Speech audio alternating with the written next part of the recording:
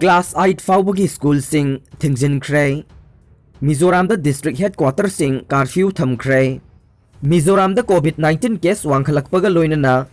class 8 फाउबगी महिरोइ सिंग तमलिबा स्कूल सिंग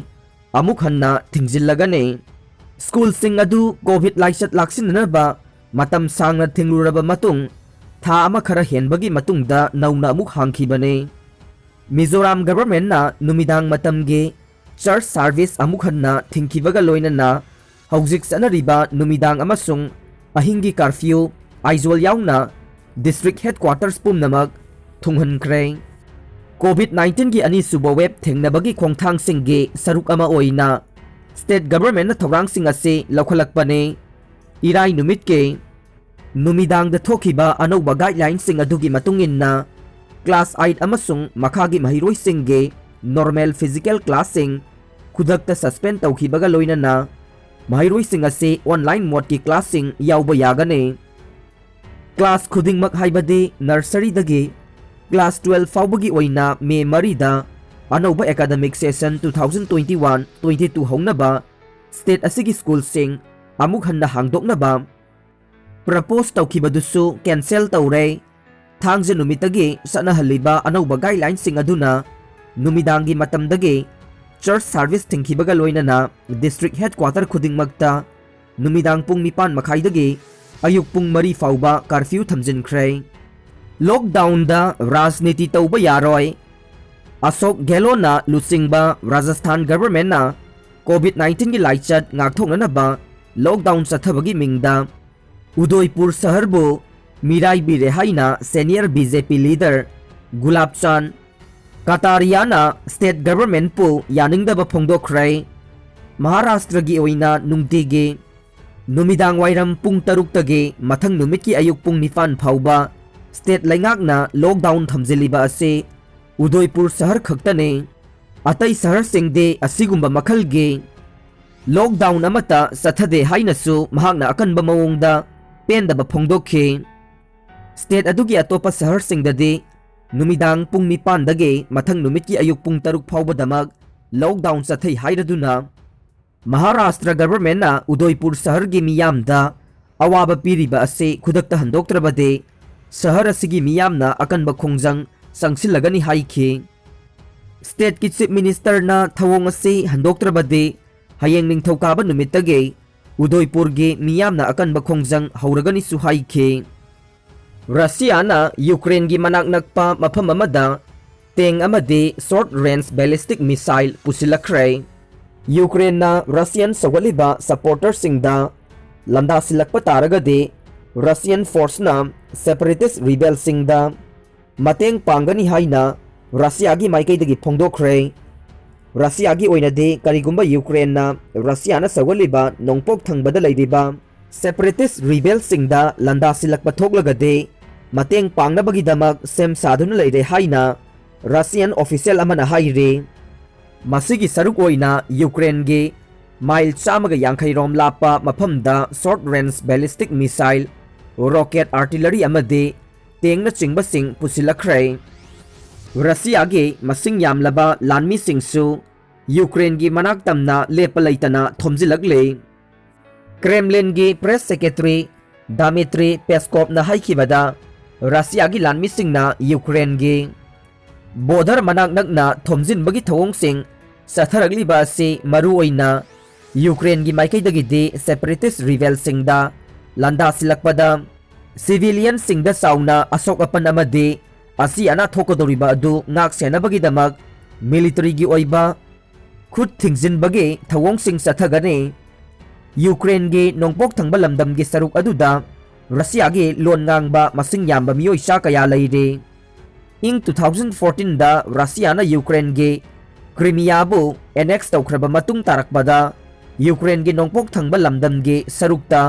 खुद थोकनबगी थोकदोक सिंगसु सथदुना लाक्लिबने यूक्रेन ना करिगुंबा नोंपोक थंगबा लमदम के सरुक असे अमुक हन्ना लौसिनबा होनरकपा तारगदे मधु थेंगनबगीदमक्ता रशियाना सेम साधुना लै हौखिबा चयोलदा लानमी मंगा सिखिबा याउना चही सीता सिखिबा यूक्रेन की लानमी मसिंग असे कुनगा मरी रोम सुरे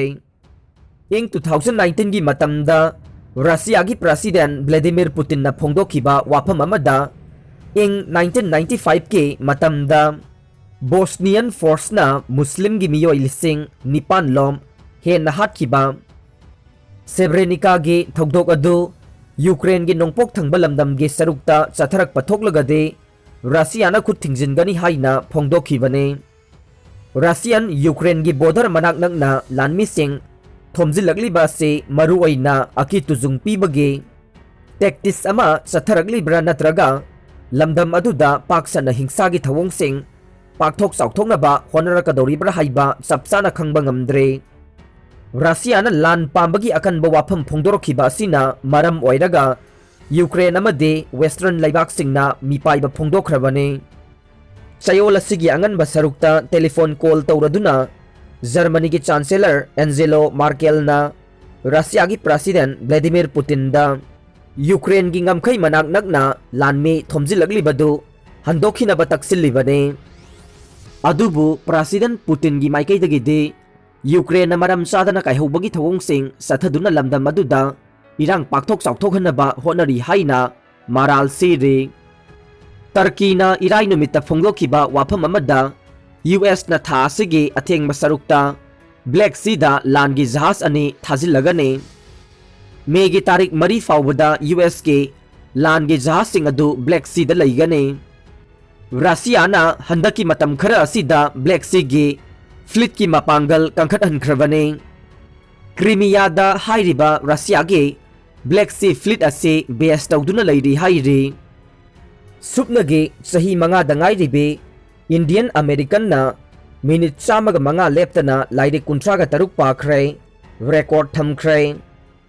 mahak supnagi masagi chahi manga khaktamag suri adubu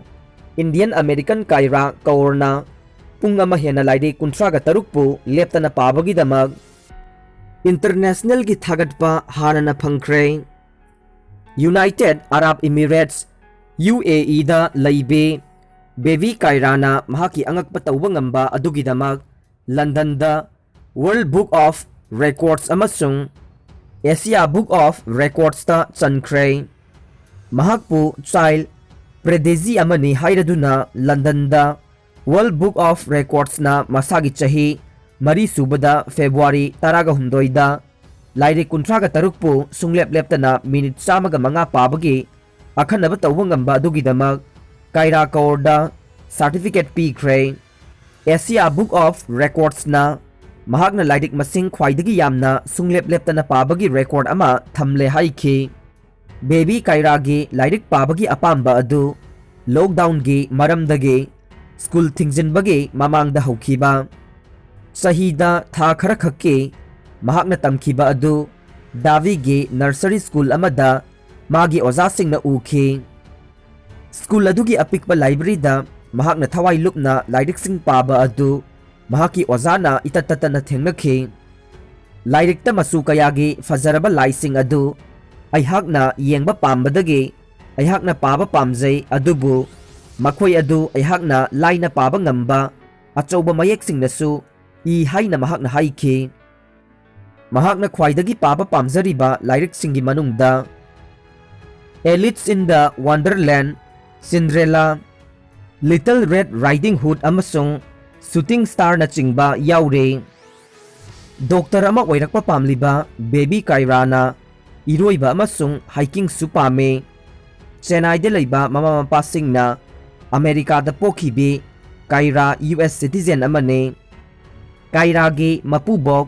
Lieutenant Colonel MP Singh na mahakpu Lairik pabadaga hainingnaba Semgalakibani haina mahaki mama na haiki